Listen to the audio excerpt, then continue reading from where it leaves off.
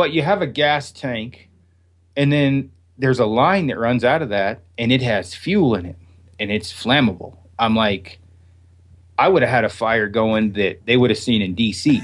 So we're bebopping right along. I'm like, man, these guys are full of shit. No problem. And then we hit the, pickup sticks and the bubblegum forest. I'm talking tree over tree over tree. And it's a collection of indie filmmakers. Some of them are much better looking than other ones. Come on, get a piece of this. When we sneak in, because we're thinking they're going to still be bedded in this one area, nothing, right? Houdini, Kaiser Sourcing, they're gone. I'm like, well, fudge. Generally, panic is what kills you in a survival situation. And I always use the analogy of my wife wants she wants a gun that'll shoot down trees, that doesn't make noise and doesn't kick. And they just don't have that. Come on, Charlie. Tell us how you're doing it. Come on, man. How are you calling in those bulls? I can't do it, dude. Yeti, bloody Yeti. Cut sleeve shirt, is that like a wife beater? No, not quite. Is it just you cut the sleeves off? It's more redneck instead of white trash. So the someday I hope to be a redneck. The sleeves are just... Hello, alright. You're listening to the Gritty Bowman, home of gritty bow hunting films, interviews, tall tales, and a wee bit of manly boasting. Hey, this is Corey Jacobson, and you're listening to the Gritty Bowman. We bone and raised outdoors, and you've been listening to the Gritty Bowman. There you go. On this episode of Gritty Bowman, Aron Snyder does a little Q&A, question and answer session. We talk boots, battery packs, rain gear. We talk about the fit and look of backcountry mountaineering pants. It's like Michael Jackson. And we go off on a lot of tangents, which includes some GoPro tips and a discussion about our favorite perfect bars. They're everywhere. Did you hear that? When I opened it, it was like, oh. It was the little shine, like gold came out, a little sunlight. If you like the show, please go to our website at grittybowman.com and subscribe to this podcast and tell your mates and pals about us. Do us a favor and please take a moment to leave us a rating or a review on iTunes or on our YouTube channel. Send your questions and podcast ideas to grittybowman@gmail.com. If you're listening to this on iTunes, you can see the video version of this podcast on our website at www.grittybowman.com. I'm ready. All right, so welcome back, folks, to the Gritty Bowman. This episode, we have Aron, and we're going to answer some questions that folks have sent in. And my sister, Katie, is working on putting a little form up on our website to capture your questions. So if you have questions for Aron that you want to ask him, you can submit a little form that says, hey, this is my question, and we'll try to do some question and answer sessions on the podcast. Honestly, we're getting so many questions coming in. It's hard to answer them with every email and each PM. So here we'll start answering questions for these people that are sending them in, and hopefully they address a broader audience. Like everyone, a lot of the same questions keep coming in. So maybe this way we can answer those questions for more than just one guy at a time. We can do it for a massive group. So. With that, Aron, fire away. What's Well, I got a list here. Okay. So the first thing I'll say is I'm getting blurry vision, which means I'm getting a migraine, and I took my pill. So if I start slobbering on myself, those pills are pretty strong. If you're like, man, Aron seems like he's drunk. I'm not drunk. I took my migraine pill, and sometimes if the headache's a little worse, it seems like the pill knocks me out a little bit more. So before I pass out, hopefully I'll get these questions answered. These are questions that were sent through either text message, private message, or email or phone call, and I'll try to make them as broad as I can. So the first question, I probably got 10 of these, the battery pack system I use, whether I use a battery pack or a solar charger on a backpack hunt, on an extended one, and what type. I don't use a solar charger anymore. I just haven't had great luck with them. I would say a battery pack is a static. It's a constant. I know what I'm getting out of that pack. a solar charger is a gamble. It's variable. You could be a 3-time loser rolling snake eyes where you live with no sun.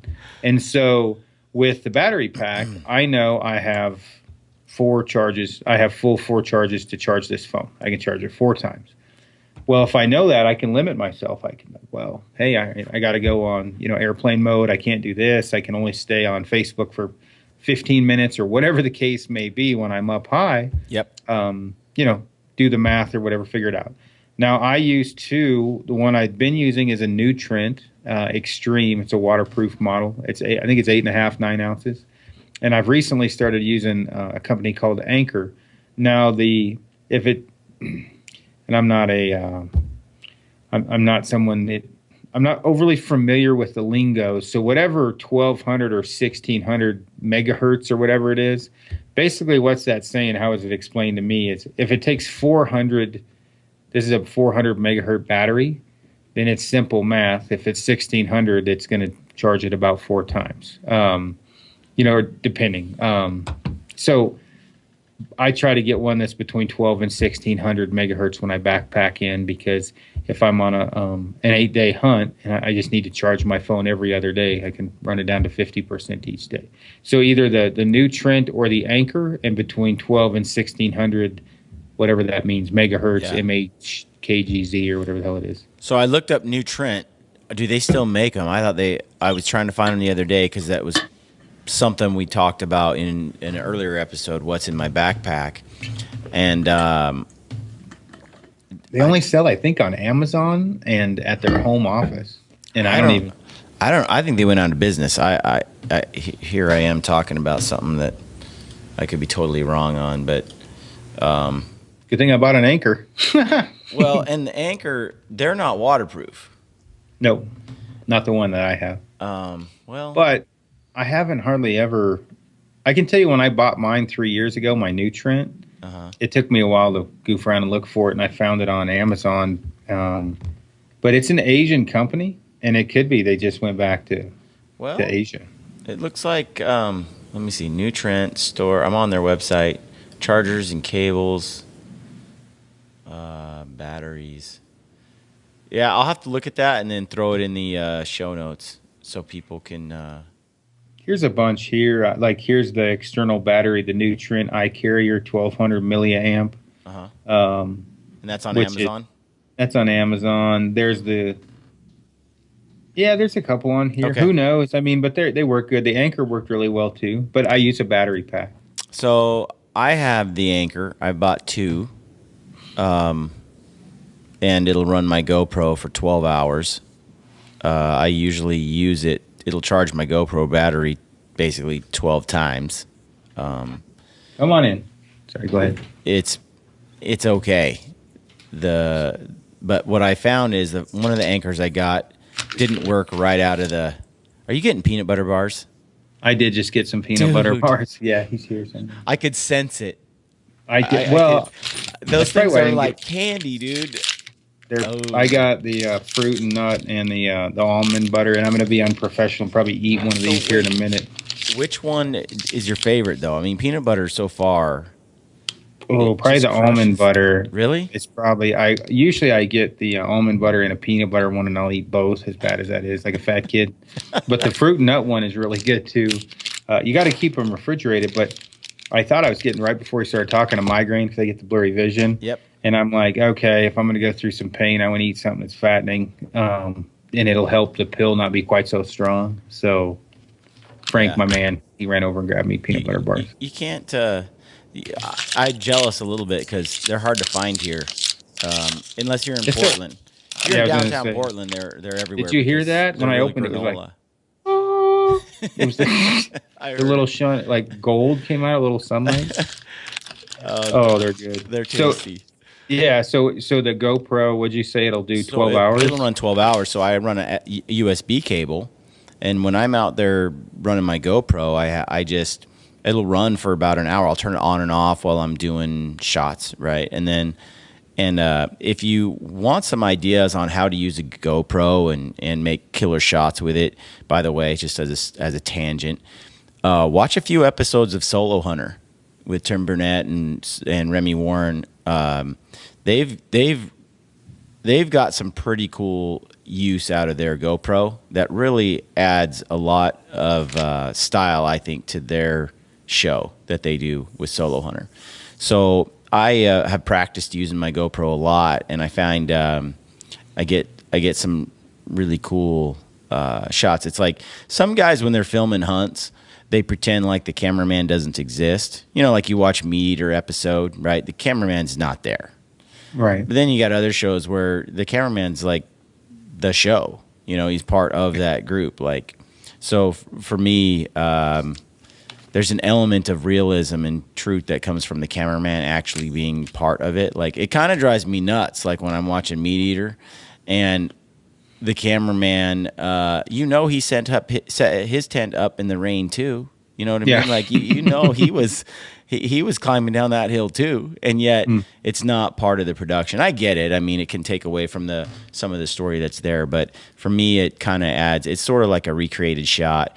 If a guy shoots an elk, let's say, and the camera is not running, or the camera films the elk getting shot, but not the guy shooting the bow, right? Then they go and recreate the shot with the guy shooting the bow, and they've got a shot of him drawing the bow from behind, and all of a sudden there's a shot of the guy in front of him getting the shot from the front with him drawing, and then there's a slow motion arrow. Look, dude, that did not happen in the moment, right? And so there's a certain element of, I guess when you pretend like the cameraman's not there, that just takes away from the authenticity of the experience to me, because it's part of it. But that's a big, huge tangent.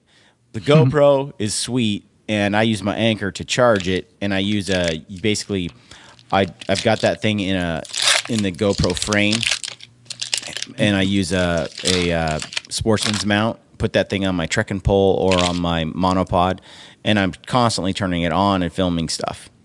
You know, kind of like a selfie stick, or filming us like walking through trees or whatever. It's just some cool shots you can get with the GoPro.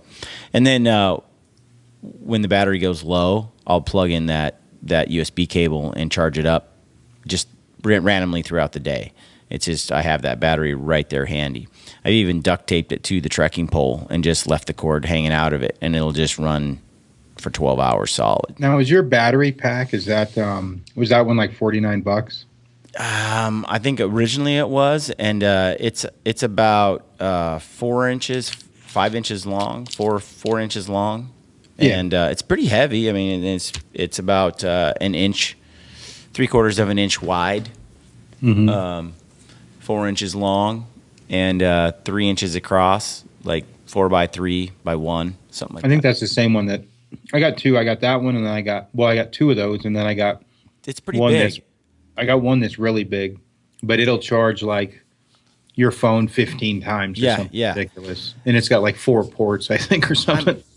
But I've used it for about a year and a half now. My first anchor that I got, I ordered off of Amazon. I charged it once, and it never worked. Awesome. So I had to send that back. The second anchor I got works great, but lately it's been shutting off in mid-charge, in the middle of something, just randomly shuts off. I don't know if it's something to do with user error here, or if it's just, it's got plenty of battery, it just disconnects, it just stops charging. It has some sensing capabilities in it where it senses, and I think something's fishy with it. That happened to my new Trent. That was 2 peanut butter bars, by the way. Nice. Back to back. Yeah. I'm proud of that.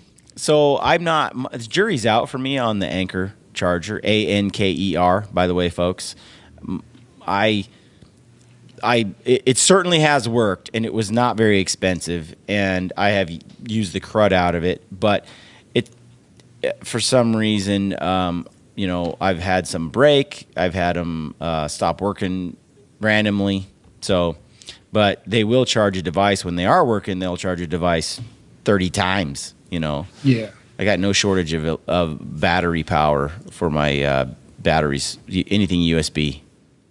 Yeah, and I seem to have had problems with all of them to a certain degree. Yeah. Eventually, like the one heated my phone up. I thought she was going to blow. I don't know what was going on.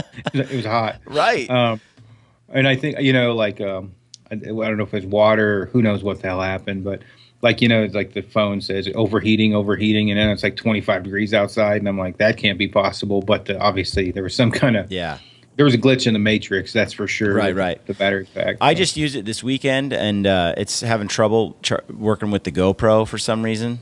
But it's shutting the GoPro down for some reason. But it's working great on my phone still. I charged it in the ground blind with my daughter and I. She watched movies all day, and just plug that sucker in and it'll run forever. So yeah, I take those chargers with me every time I go out, mostly for my GoPro and my iPhone because I use it for the phone scope.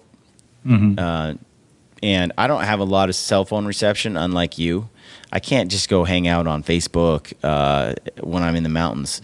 But it's cool. If I can, like this hunt with my daughter, I was in the ground blind and I took a little shot of her and posted that. That was pretty cool to share in the moment. But usually, it was in the moment. She was asleep. Oh, dude, she was fly catching. So, but yeah, it gives me a. If you are, which a lot of guys I realize they're out there in the moment. It's cool to share stuff in right then and there. And if you've got your camera, if you got your phone, you can charge it. You're golden we do now. So. Live hunts on Rock Slide. Yeah, I get addicted to those, dude. I see him on bow sight too. Back in the day, I remember I'd be in the office and some guy would be whitetail hunting on the east side, and he'd show in the morning he's up in the tree, and then in the afternoon, and he'd show little video clips and photos of the bucks coming through, and you're just all day long. I'm like, I wonder if he got something. It's cool. Yeah. Well, no, and I've had guys give me crap on a PM on Facebook about you're supposed to be out there enjoying the wild. It's like, well, everybody's idea of enjoyment is different. I enjoy showing people what we're doing. You can call me whatever, arrogant, or I'm a show off, but really I'm not taking pictures of myself for God's sake. I'm taking pictures of the land around me, or in this case with Phil on the stock. And so it's just cool to be able to let a lot of people, had followed that specific hunt, and that we didn't get anything the first trip. So it was cool for me to be able to say, hey, he took a shot. Yeah, there's something different. There's something cool about being able to live vicariously through someone's experience that day it helps the day go on, especially if you're just bored to heck at work. For me in the office, I'll be like checking in every now and then to see, okay, oh, he saw something. Oh, he almost got, and dude, it's cool to be in the moment versus afterward, you get this, this is what happened. Synopsis of the whole thing. Yeah. You didn't live it in the moment the same way. So I think it's cool to share when you're up there. I get it. Unplugged from technology, be out in the wilderness and all of that. But I think there's room for both.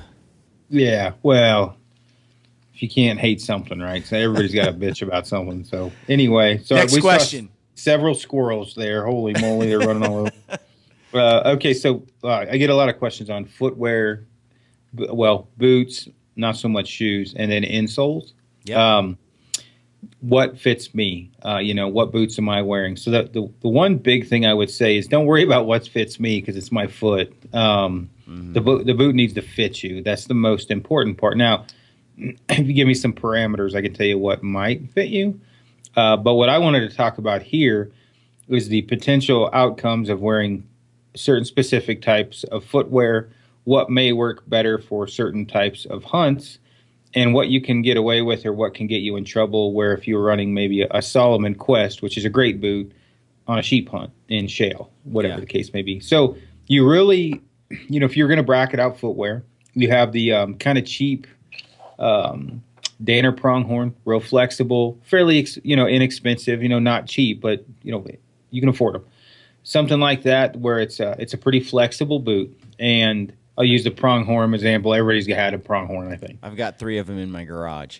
Right. Now I will say in like 8 years. Yeah, I hate the pronghorns because they leak, they fall apart. Yeah.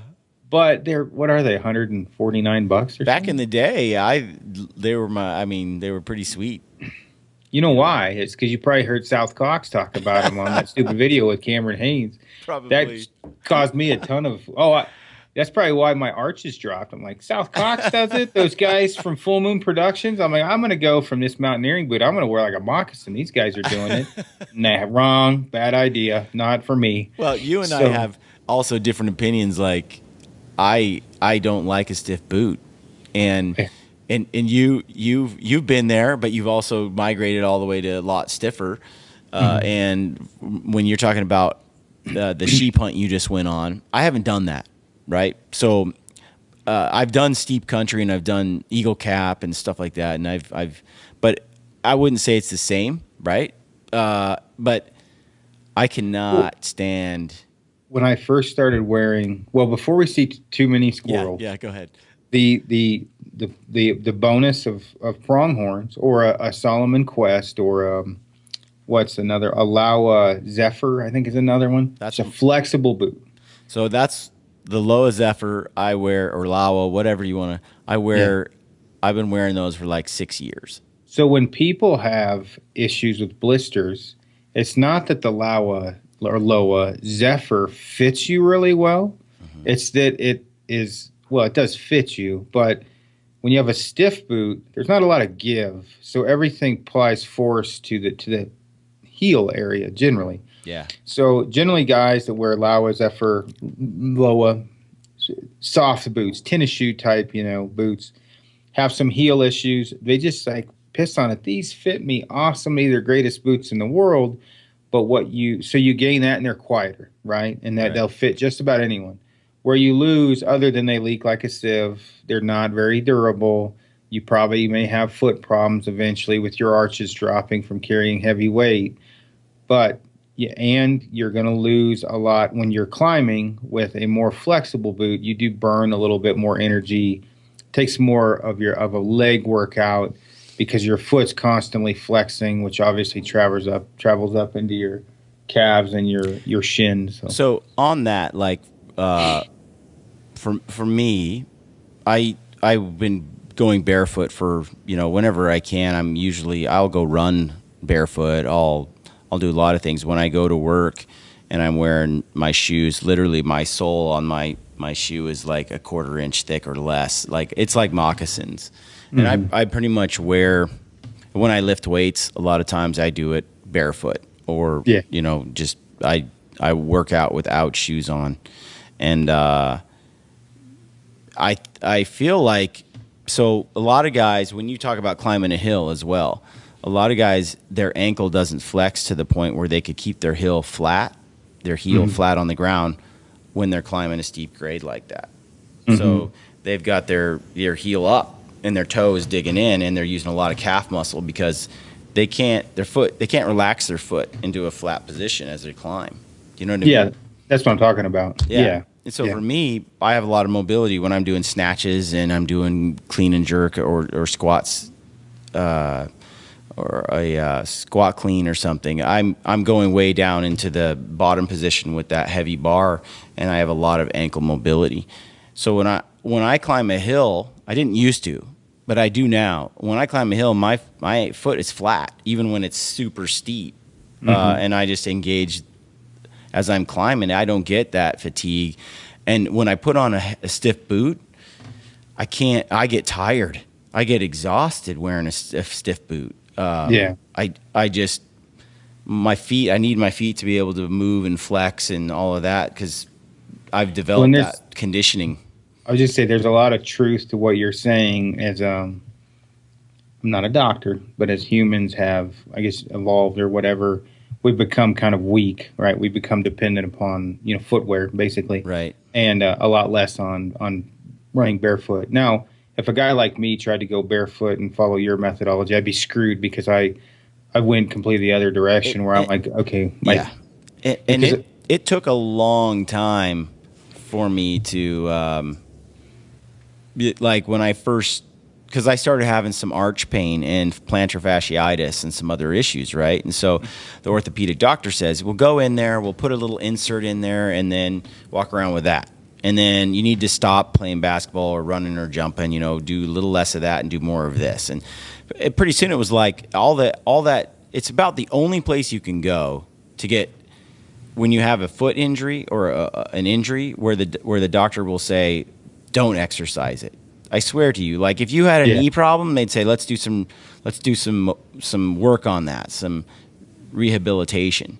You have a foot problem, they're like, let's put it inside an orthopedic shoe and let's roll with it. So I have an issue, like I feel like if my foot's got a problem, I need to exercise it, build the muscles up, get the muscles going again. But there's a lot of risk in that because, like you said, you could tear an Achilles. You can really hurt yourself when your foot is that weak after years of putting him inside like a stiff shoe and all that. Like Anthony's the same. Like he cannot wear the shoes I wear. He's been wearing really stiff and rigid boots for a long time. But I will say this, the downside is they don't make boots that are durable, that are that flexible. No. And they leak. They're wet constantly. My feet get wet. I just walk around with wet feet. But I also go running and jogging with bare feet in the rain. So I'm kind of like, my feet I think are meant to be tougher than we think they are. I think you're right. Like Aborigines, look at them. But yeah, I can't walk across, grass in bare feet. Like around camp, it's pretty comical if I have to walk 40 yards and like where the little sticks are and everything. You would think I'm getting shot with a 50 cal. So yeah, but I mean, as far as that goes, I mean, and then you have intermediate boots as far as thickness, right? You're on the one spectrum. A Zephyr would be extremely flexible, and then on the other end, like a Scarpa Mont Blanc or a Loa Mountain Expert, crampon compatible, stiffer than woodpecker lips, no flex whatsoever. What's the middle boots? So I'm getting there. So when you read, you'll have a light hiker, like when you look at Loa or Scarpas, and then you'll have a mountaineering. That one in the middle is usually called a trekking or a backpacking boot. Yeah.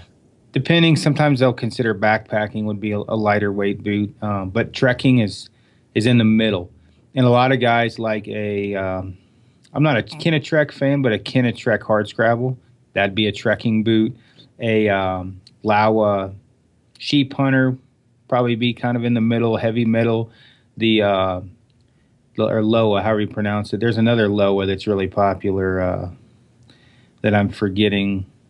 Either way, a boot with decent stiffness and not crampon compatible. Now, I wear kind of hybrids. Like I wear a Scarpa Triolet and Charmeuse.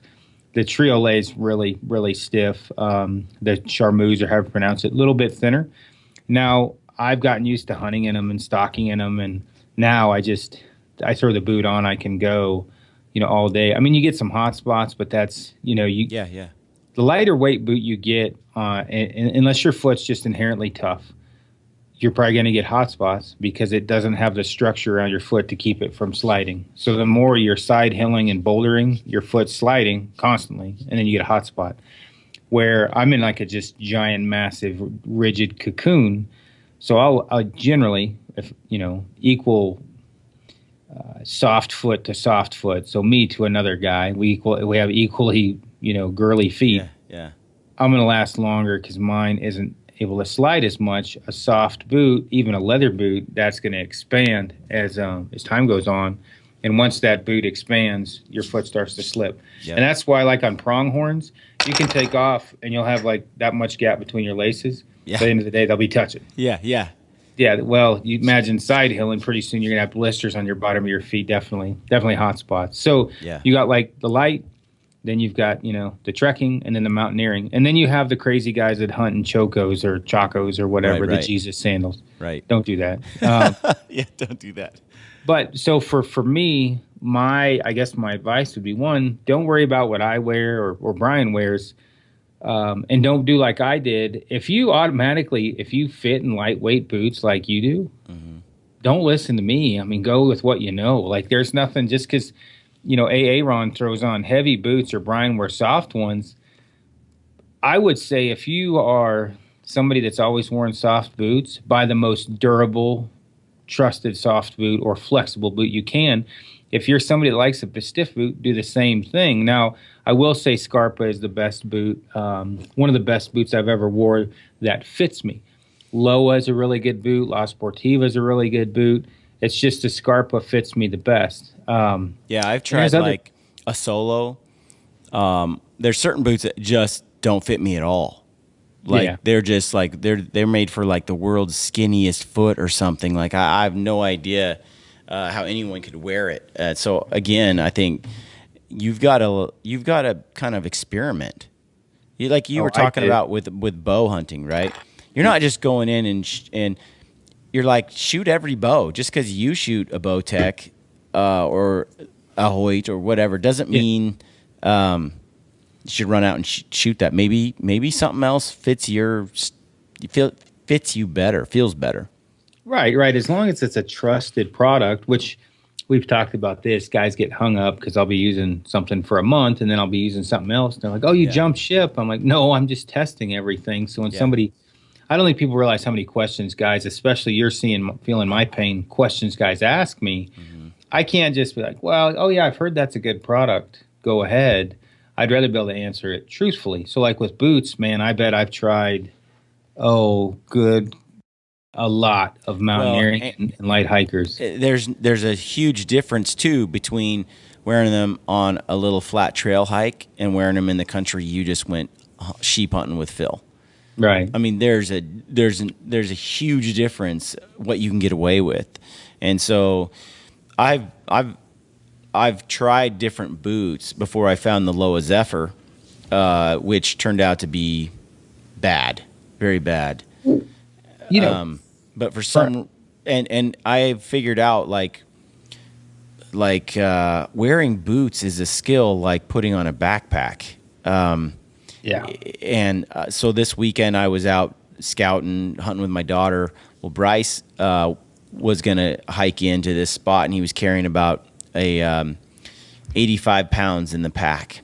And I'm like, okay, I'm going to go with my daughter hunting. You go scout this area. So he goes hiking in. Well, he's carrying my Kifaru pack at 85 pounds. He straps it on. I took for granted that he knew how to put on a pack. Right? Yeah. Yeah, but he really hasn't done it. Okay, so he puts on the pack, comes back that night, and he can hardly walk. His hip flexors are killing him and stuff. And I'm like, well, what did you do? I mean, how did you put it on? And it was all wrong. I mean, it's wrong. And the way way it was loaded in the pack, all the weight was at the bottom. And he knew he needed to get it higher, but just didn't, had never done it before. Yeah. Didn't know where the buckles were, the extra straps and things like that to put the load on right. And so anyway, long story short, it was a mess. Well, wearing a backpack, shifting the load from your hips to your shoulders to your chest, adjusting the load lifters, all that stuff is a skill that you get after working on it. And you can carry a load completely wrong, or you can carry it right. And I think it's the same for boots. When you're walking and hiking in boots, it's not like you just walk. There's a skill to how you side hill. There's a skill to how you let your foot slide or not slide inside your boot. Like, there's a skill to avoiding that hot spot on your heel as you're walking up the hill, right? You don't just you maneuver your foot differently, or you lace up the boots or you loosen those boots up as you're going through a certain area. As your foot swells throughout the day, you might change how you've got the boot on. And then how you wear your sock liner and your wool sock. Like I wear a sock liner and a certain ones that I found that work really well for me, like a smart wool sock liner and then a smart wool sock over the top. And that combination inside that Loa Zephyr is money for me. It just is perfect. And I can run up and down mountains, carry heavy loads, go anywhere I want. No hot spots. My feet feel awesome all the time. I never get blisters. But other guys will put on the same setup. They'll have a blister at the end of the day. Yeah. Well, I think like you say, as far as, certain ways to traverse, like if you're heading up into the mountains, a lot of guys, I almost do it to an annoying point. I traverse when it's steep. I never just go straight up. I was just the way I was taught. It's worse on your heels. It's more fatigue. You burn out quicker, whatever. Yep. So I'm always, even if it's for 10 feet or even 4 feet, 4 feet, 4 feet, 4 feet, all the way up to give each leg a break. And your heels, if you just go straight up, as you flex your foot, especially in a stiff boot, as you flex that up, it causes an extreme amount of pressure. And if the boot doesn't fit correctly on your heel, that pressure turns into a blister. Where a flexible boot, it doesn't have to fit maybe perfectly, or you'll be able to walk for a longer period of time before your heel wears out. The other thing is aftermarket insoles. I get a lot of questions about that. Yeah. I work with Lathrop and Sons, and they make a Synergy footbed. And for that Synergy footbed, the one thing, if I would have had those on for this trip I was just on for the downhill portion, I wouldn't have gotten hot spots because the polymer in that top coating has a huge shear resistance. Now, the insoles I did have, I needed a little extra volume in them because of how the boot fits. And so I was wearing a Spinco insole. That doesn't have quite the same polymer, so I don't have quite the shear resistance as you would with like a Lathrop & Sons. And then you have the big ones like Superfeet. I'm not a huge fan of Superfeet. They're not a horrible insole. There's not a lot of cushion like I like. I get a little bit more with the Spincos. Having said all of that, you can ask 10 guys what works, and they're all 10 going to tell you the difference. So what I'm telling you is forget what all those 10 guys say. Go with what you know, go with what works, and go with hasn't harmed you. If you put stiff boots on and you're like, I could get used to this, give it a try. Yeah. If you're like, I've been a lightweight boot all my life, I don't need any heavyweight boots, and don't get them. Well, and I have been using those green Super Feet for like 10 years. And I every boot I buy, I yank out the sole and I put the Super Feet in. And I'm the same way with the Spincos. Yeah. And I've used like the Super Feet weren't bad for me. It's just a little, and a lot of it also has to do with volume, right? The way I buy my boots, the way my foot's built, it's not a very tall foot. It's wide in the forefoot. And this is what I mean. You got to learn to walk your own path. My foot's all screwed up, so you really need to, figure out what's going to work best for you.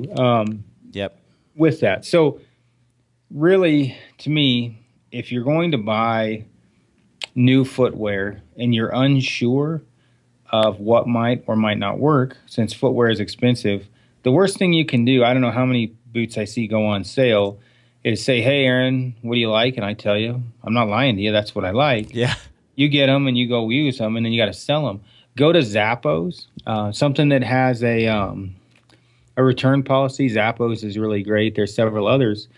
If you go home and you put those boots on, tie them up, and you get on stairs, start flexing your heel each step, literally the steepest portion of what you have around your house. If you immediately feel a large amount of heel rub, go ahead and just put them back in the box and send them back. In my opinion, most people are like, oh, you need to break them in. Bollocks. That you ain't breaking that in. Yeah. I mean, if it's a bad pressure point. Yeah. There's going to be certain things on the sides, especially, it'll flex in. Well, I was I started buying my boots I would go to REI. They were really good about returning them. But I would go to REI, and then they have at the store near me, they have this big rock boulder with all these angles and stuff right there in the shop. And I just put the boots on, and then I just, walk around on that rock, get on different angles, climb it, all these different styles. Well, it only takes a minute per boot to realize this one does not work. This will not work. Like you said, it's like climbing the stairs. You get on that rock, though, it's similar to that, except it's got all that, torsional side portion, everything else. And, but I end up I put on 20 pairs of boots at REI. I bet they hated you. All day. I'm just like, no, that doesn't work. Let's try this one. Let's try that one. And I narrowed it down to 2 that felt really good. And then ended up walking out of there with a pair that would work. But out of the 20 I tried on, I got one. Yeah. I got one boot that I wanted to wear. And that's probably the leakiest boot on the market. That thing's like the Iraqi Navy. I had them. They're super. Like, that's an antelope hunting machine to me. Like, I can sprint in those things. I mean, like a spider monkey, but they fall apart. And I'm not bashing you're aware of them. But like Fred, right? Fred looks like Owen Wilson, the guy that goes with us sometimes, the panty dropper. He uses those Zephyrs, and he had 3 different mid to higher level mountaineering boots. And he's a big wall climber, right? He's got photos of him doing crazy stuff. Yeah. He had those Zephyrs, man. He hiked us all into the ground, took off up the mountain. He's like, man, these are great. He kept calling. They're like a happy or a broken couch or so. He had some thing, and I'm like, dude, I wouldn't shove those Bollocks. sideways. Those things are horrible boots, but he loves them, right? Well, and I was going to say those Loas, those Zephyrs, like I have a pair that I bought 7 years ago or 6 years ago, and I still wear them right now. I'm going to wear them this year. They've been indestructible. I've taken them to Alaska. I've taken them everywhere, but they're old. They're beat up. And I bought 2 years ago or 3 years ago, I bought 2 other pairs of Loas, and they tore out on the first day hiking.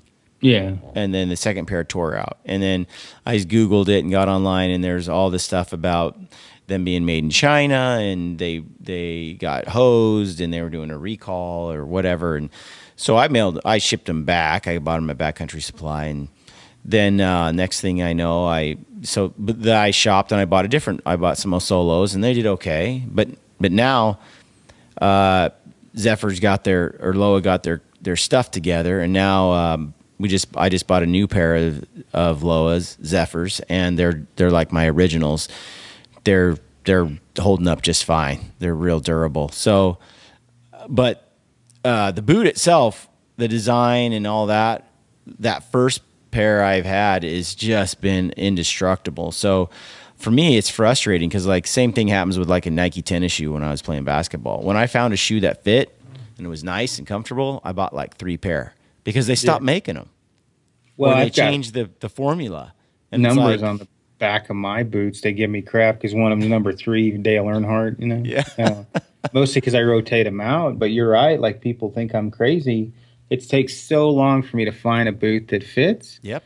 Literally, like, it's like, okay, do I buy, something important, like, I don't know, groceries, or there's a sale on these boots at backcountry.com. I'm like, yeah, I'm going to buy the boots. I'll starve this week because I'm the same way. Fit that well. I'll buy like 3 or 4 pairs of it because I know they'll last me the next 7 years or longer. And it's like I found the perfect boot. Yeah. No, I last year burnt through 3 sets of boots, mountaineering boots. Yeah. I'm pronated. I walk on the outsides of my feet. Mm-hmm. Kicking, it's.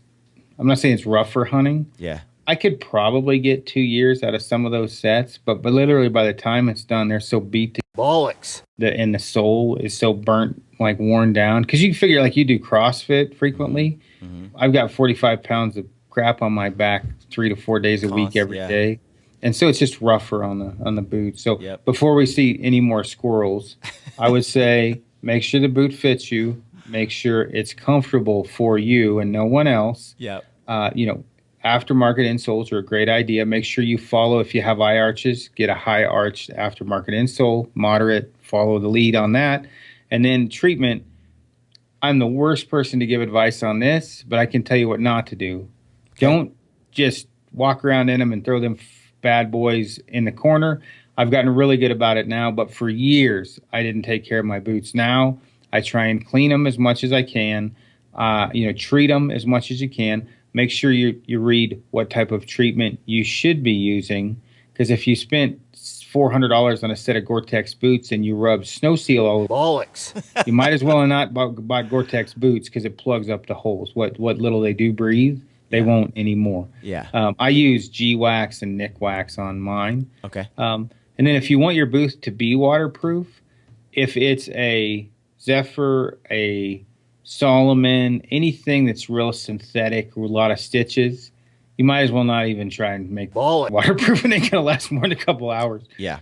But if it's an all leather, like a full grain upper leather boot, or like a mountaineering boot, you can get those pretty waterproof before they'll fail. Yeah. So, agree. Cool. All right. Next question. Are you doing all right? I thought we lost you there for a minute. I saw your eyes close. Did you see me? Your head go down. I was like, he's going down. Those pills, man, they're tough. I was starting to fall asleep. Man, I had to take the injection after a tournament we shot. And, like an idiot, right? Like, I'm at the dinner table. We're out to dinner. And, man, I fell asleep at the freaking table. Like, at first I was trying to fight it off. because like right now my face is really itchy and my head's hot. You know those pills, like there's all kinds of. So I'm just trying to like fight it off at the dinner table, and Frank was there. He was laughing. So finally, I literally just crossed my arms. Yeah. And went to sleep at the dinner table for like 20 minutes while everybody ate because I couldn't take it. But I feel a little better now. At least I don't have too bad of a headache. Okay, so the next question, I get a clothing. So just because I jump around with different clothing, trying it out. You know, last couple of years I'd used Cryptic, I used Kuiu, I used Sitka, used First Light, Swazi. You know, people, what's the best? You know, the clothing. Obviously, that's really subjective. But the big difference is if you start to break things down without choosing companies or whatever, you know what I mean? Like just breaking things down. A nylon pant, or a form of nylon, like the Kuiu Attack or the Corrugate Guide from First Light, that's going to be a far better pant than anything that's made of polyester and spandex. It's more windproof, it dries faster, it doesn't hold as much water, and it doesn't stretch as much.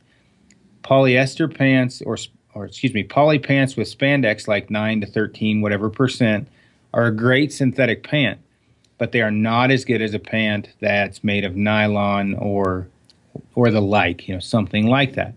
So as far as somebody who's going to ask me what the best pant on the market would be right now, it would be a nylon pant like the Cool Renegade, the Guide, the Corrugate Guide, the Piranha Zion, or the Kuiu Attack. Downsides to them, really, it's just fit and thickness. The Kuiu Attack is a little thick for me for bow hunting. That's not to say you can't bow hunt in them, but you're going to sweat your balls off if it's hot. Yep. But the Cool Renegade, it's going to be a little bit thin later in the season. It's not real thick. So make sure nylon or the form of nylon is going to be your best bet. I wear the Kuiu Tiburon, Mm-hmm. and I have been wearing those for 4 years. Mm-hmm. It's the same pair. I have one pair of Tiburon, and I've literally worn them. I wear them like the whole season, like every day. I don't change my pants. I should probably buy a second pair, but I have some Sitkas, and I've worn the Attack, and I've worn some the Ascent and some 90%, but I keep going back to the Tiburon because they just feel awesome, like I'm naked, and I like that feeling. I was gonna say the Cool Renegade is for me like that. I don't like being naked, but close, where it's got a lot of stretch in it. They dry really fast, and I think people. I can't speak for the Tiburon because I've never worn them. I mean, I've worn them, but not enough to speak intelligently of them. But like the Renegade, dude, they're super durable. I mean, for what it is, like. You know, if somebody's like, man. If you look at my pants, you know, they've got holes in them and they're stitched in like 20, 30 places. Like I've popped a hole here and there, but I'm like hard on my clothes. And I thought when I first bought those Tiburon that they would be trashed right off the bat. Like they just seemed so delicate. But I've worn the crap out of them, and they're all frayed and nasty, but I love them.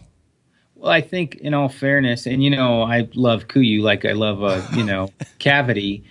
If somebody gets on there and says, you know, I bought Tiburons and they wore out, well, no bollocks. They're a lightweight pant. I mean, the same thing with a Cool Renegade. I've seen like negative marks like, well, these wore out really fast.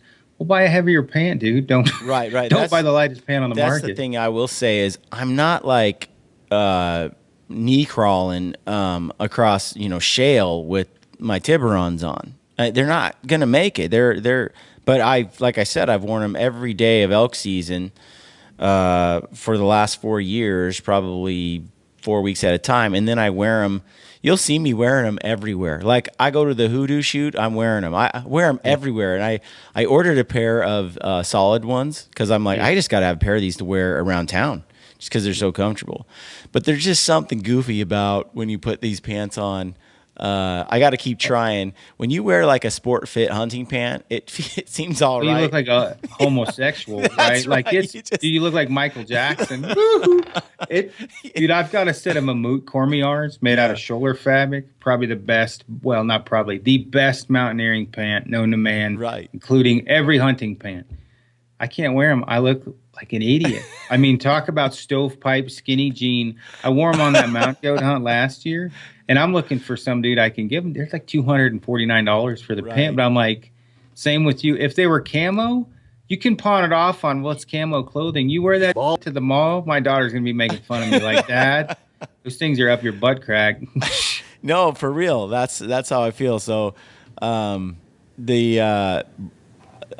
Bryce just got the corrugate pants and he's putting those on, and they're kind of a good build. But the cut of the pants, when you're wearing camo when you're out hunting, not so much important as long as it performs well for me. But I will say that trying to get those things to look good in everyday wear, it's tough. Like my kids will be making fun of me too. Yeah, no. So before we see other squirrels and talk about nut huggers, so you want something with nylon or the like. Okay. Polyester, not bad. Spandex, you don't want a whole lot in there, but spandex isn't horrible either, especially if it's spandex and nylon. So that's with pants without going into cold weather stuff. 4-way stretch, nylon or the like, low percentage spandex. After that, just put on what fits your butt, right? Like, yeah. What I found is the 4-way stretch is so awesome. And when you're out there wearing, like when I wear the Tiburon. So, by the way, shaving, manscaping is huge. It makes a huge difference. And then you're wearing like hyper breathable pants, like the Tiburon, or like you were saying the corrugate guide. Yeah. When you're wearing some of these pants that breathe so well, it's like you got this perfect combination of just I can wear them every day, all day, and I little bundle of happiness. I don't get the funk down there, it's like an Indian with a loincloth. It's just pretty nice. Well, and I think that for me, I will take a step sideways or down away from a pant that doesn't fit well. So I can't rub some Fawn Console. It's too tight. I'll wear a slightly subpar product that I feel better in. Like right now, I've been bouncing back and forth between the Corrugate Guide from First Light, the Cool Renegade, and the Piranha Zion. Yeah. All three of those are great. Honestly, it's just color scheme, right? Not to be a girl, but I hate to wear all camo if I don't have to. Yeah. So, but if I wear like the pine color from First Light, let's face it, there's not a lot of shit that's going to go with that. And so I have to color coordinate. The wife has to approve before I head out the door. And so depending upon that situation, or like this last trip we went on, I knew it was going to be hotter than could be. So I wore the Cool Renegades because they're lighter weight. They're a little bit lighter. So, okay. So now to breathable rain gear and membranes. Without going into too long of a discussion on rain gear, and you basically have right now on the market, you have Kokona, which is First Light, Event, which is its own separate entity, and then you have Gore-Tex. Now Gore-Tex was invented like in Vietnam or 78, 79, and it was designed for the military. Now Gore-Tex, now Event, I don't know when it was designed. I can tell you Event breathes better than Gore-Tex by far. And then Kokona, it breathes better or as good as Event, but it does not. Kokona and Event breathe about the same. Both of them better than Gore-Tex. But before I piss a bunch of people off, and I don't have the exact stats or whatever else, none of that matters a whole lot anyway. So you need pit zips in your rain gear. There's not really any way around it. If you move fast enough, no matter how breathable it is, you're probably going to sweat a little bit. Yeah. So I will say, again, the Kuiu Chugach rain gear is pretty dang nice. It's not durable like Helly Hansen, but for a breathable rain gear, it's a pretty good one. Now, Cryptic, they run a proprietary membrane, and when you look at rain gear, there's going to be two numbers, like the MVTR. But without confusing people, it's breathability is one number, and waterproofness is the other. Kind of a standard is like 20/20. And the way they measure the waterproofness is pounds of pressure that it takes to break through the membrane. One or the other way, exactly. And on that note, why don't you talk about how much you have a man crush on the Chugach rain gear? Because I got to pee. Okay, dude, you made me hungry. I had to go get. Where did you get yours? You have them? I couldn't have those in the house. I'd eat them all. Dude, the other day we stopped at like Pizza Hut or Domino's right on the way back. And I don't eat it. I haven't had Domino's since Clinton was in office. And he ordered these chicken bite things with bacon and tomato on them and cheese. And I'm like, well, we just burnt 10,000 calories and I ate about 1,000 today. So I ordered this cinnamon bread. You know, and I know me. I ate like 3 little slices of it. Dude, I threw that shit out the window. I would eat that. Whoa. There's no way. I mean, I'm like, dude, you want any of this? He's like, no. And I flung it out the window. He's like, what are you doing? I'm like, dude, we got a 4-hour drive. I'll eat that whole thing. I won't get right for a week. I was like, I know me. I'm like, oh, yeah, I'm full. And then I'll be reaching down there like a fat kid with eating cake 10 minutes. So, yeah, one more piece won't hurt. Yeah, I mean, I don't know. I just tell myself no. I was never a fat kid. I can like it's weird because at the house right now, you know, there's a pile of Snickers and M&Ms and Paydays and protein Lara bars, and I'm packing in. Yeah, I won't eat those. I'll eat some, you know, almonds occasionally. You know what I mean? Like I eat almonds and cashews. You know, I'll grab a handful. But I can tell you right now, with those peanut butters, I'll eat every one in one day. So it's not like I saw you like pound like two like in a row, like in seconds they were gone. Well, usually I make a sandwich out of them, but I didn't want anybody to make fun of me on video. But I can tell you, like, it's good, not dude. everything. There's certain things that you just. Well, yeah, I mean, those Quest bars, that was my thing for a while. I was eating those Quest, so I don't put them in the house. And it's just like, it's an easy, quick snack. You know what it is for me? Haagen-Dazs coffee ice cream. Dude, I'll eat, if I bring one home, I'll eat it all in one day. And I can't stop myself. And so I'll buy like 3 tubs, and I'll be like, okay, I'm going to eat these over the course of a few days. I'll eat all 3 in one day. And my wife is like, do you realize how many calories you just ate? I mean, it's like 1,200 per tub, and you ate like 4 of them. Well, I just never get sick of them.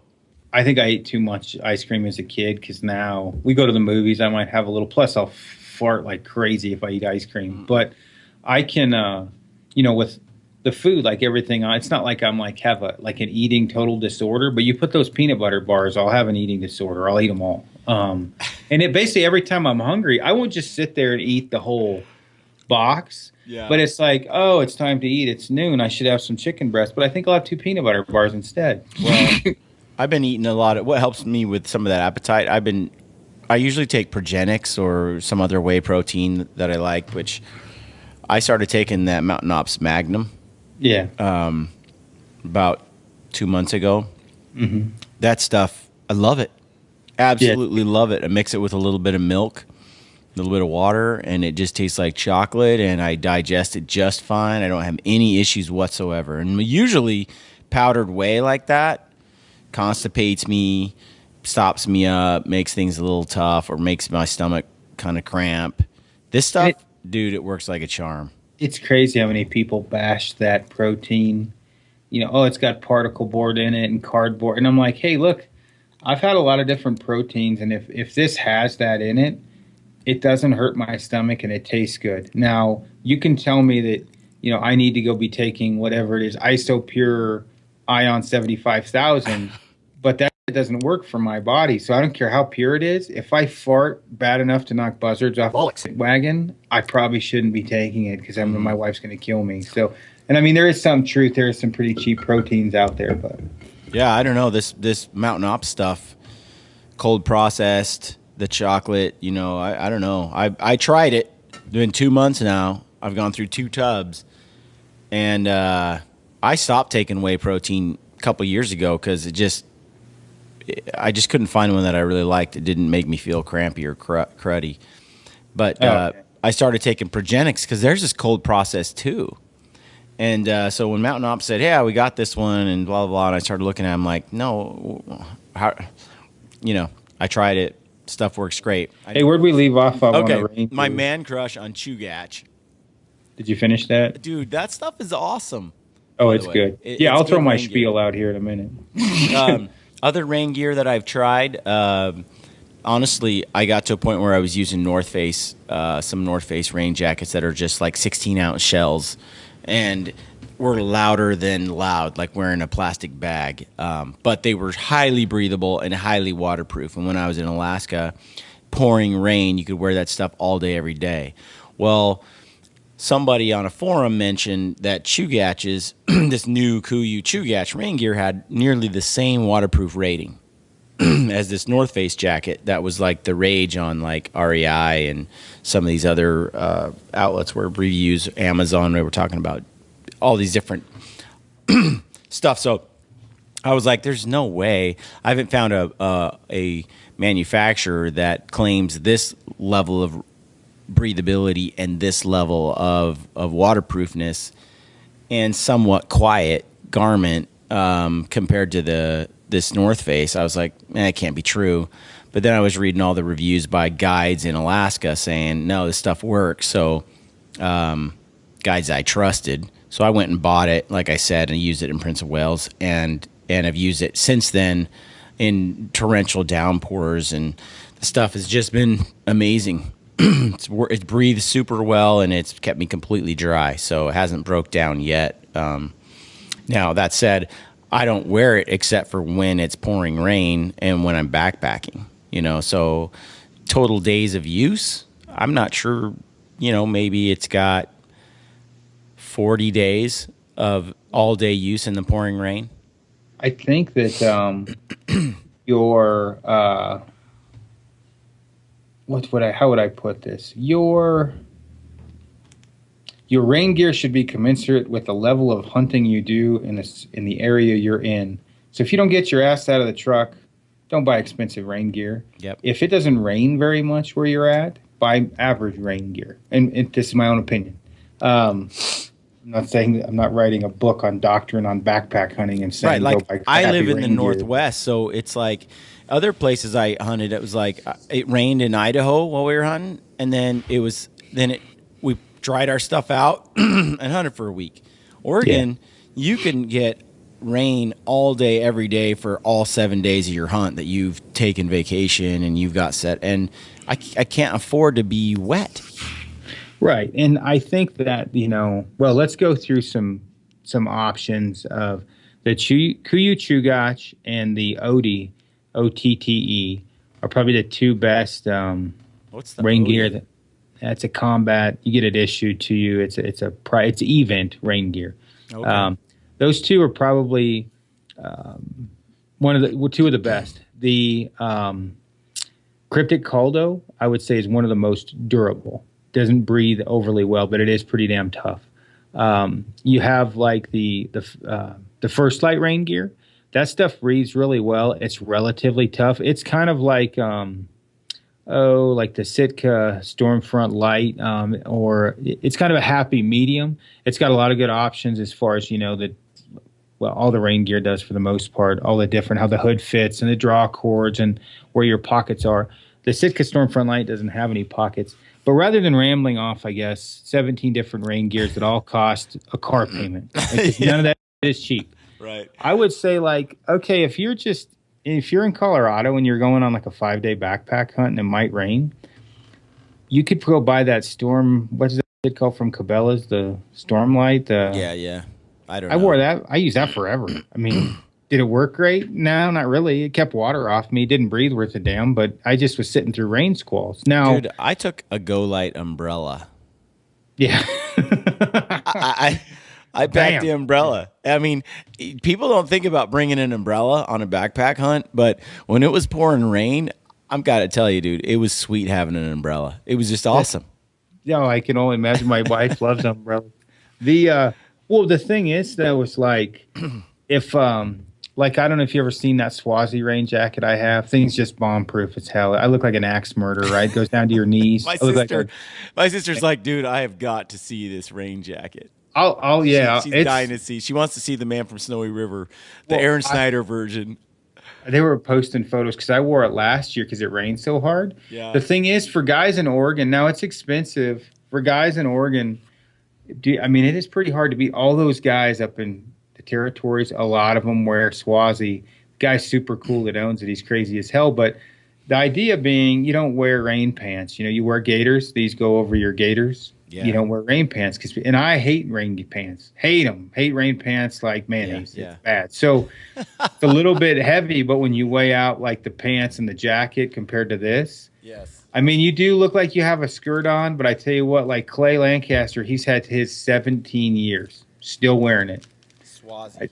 Yeah, Kuyu Chugach, it's Sitka Storm Tight. Yeah, that's from First Light. It ain't lasting 17 years. No. How much does So wait a minute.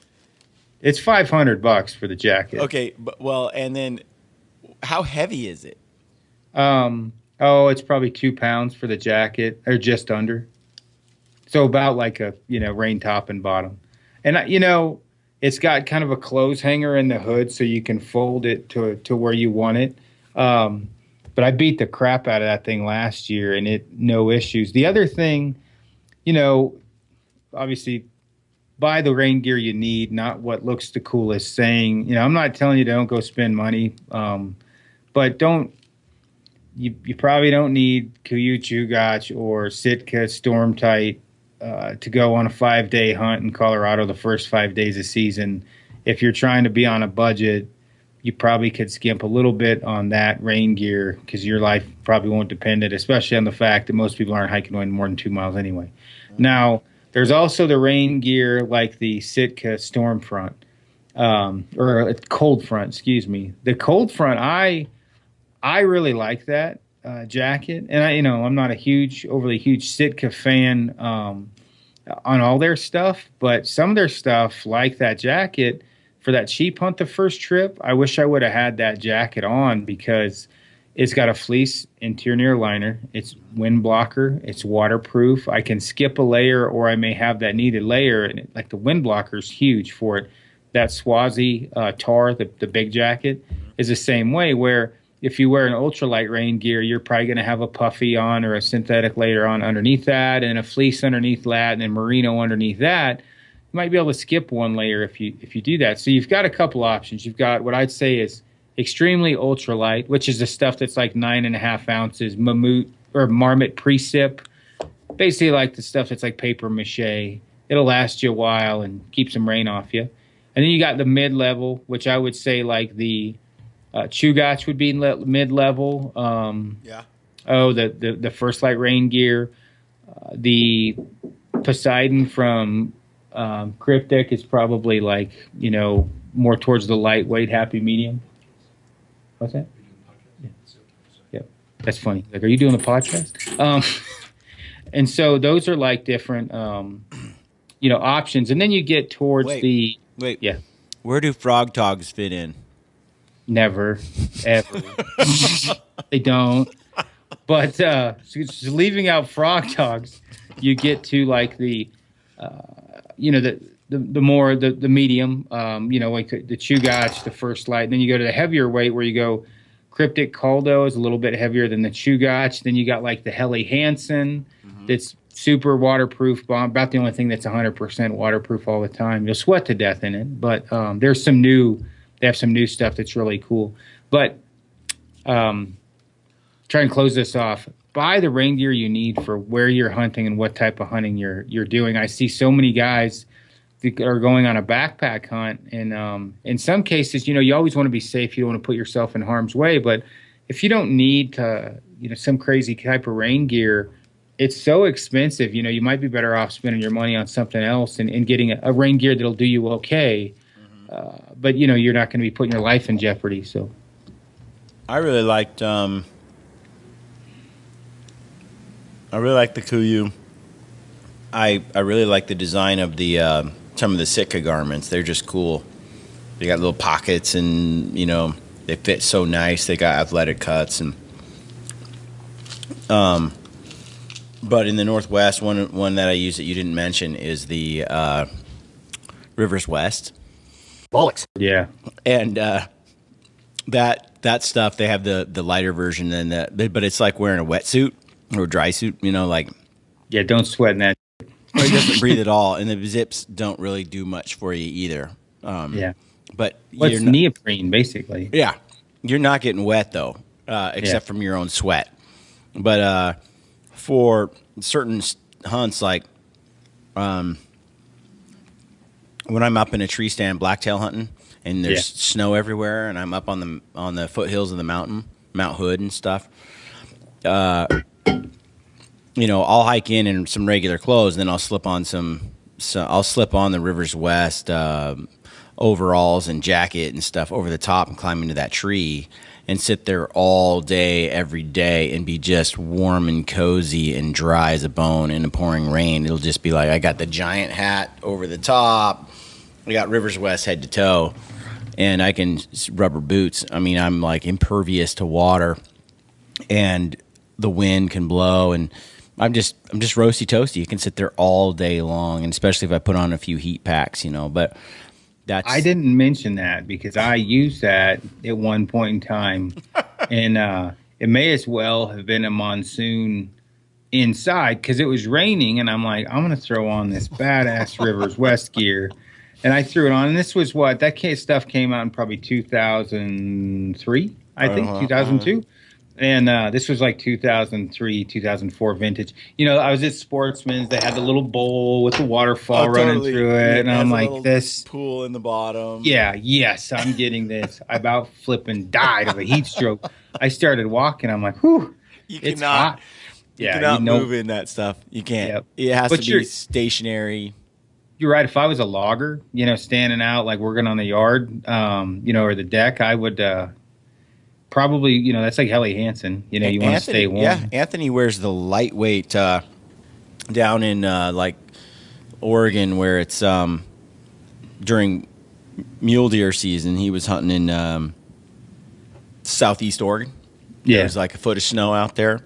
It was 0 degrees, and he was walking around in the lightweight Rivers West, and that was it.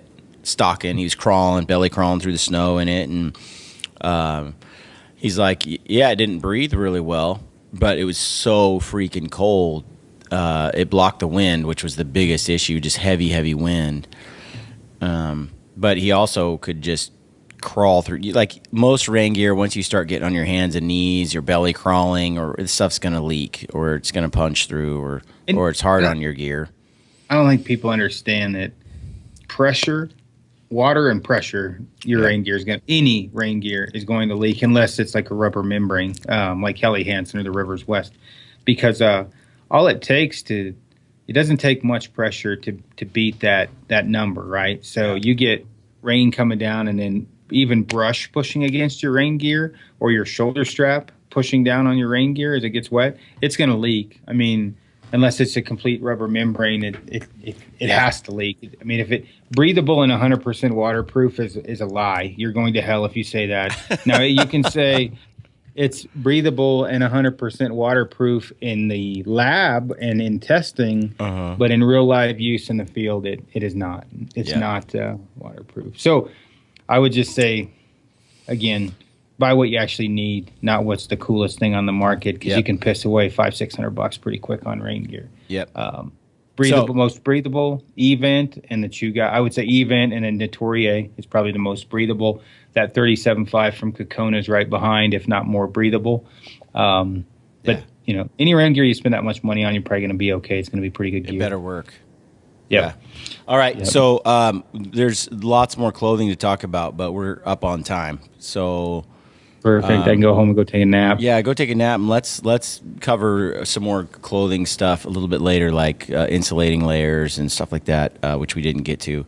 We've talked about it before in past podcasts, but people want to hear a little more detail than what we presented then. So Cool. No, that sounds good, man. I appreciate it. thanks, man. We'll, All right, off get to these up. sleep. All Nap right. time later. See ya. All right, friends. Thanks for listening and supporting the podcast.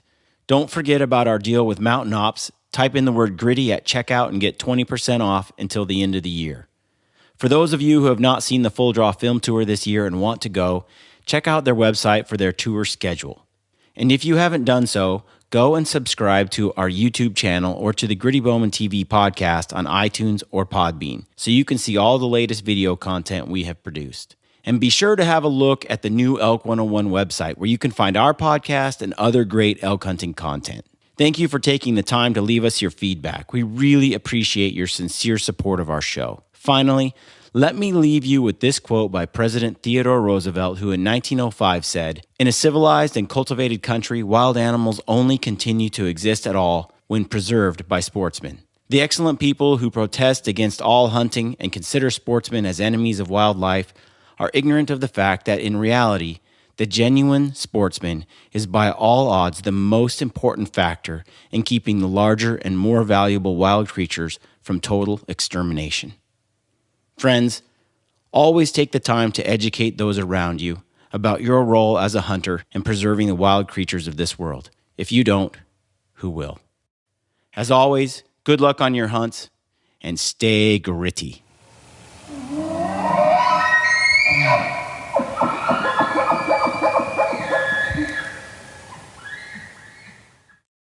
This is Ty Stubblefield, and you're listening to the Gritty Bowman.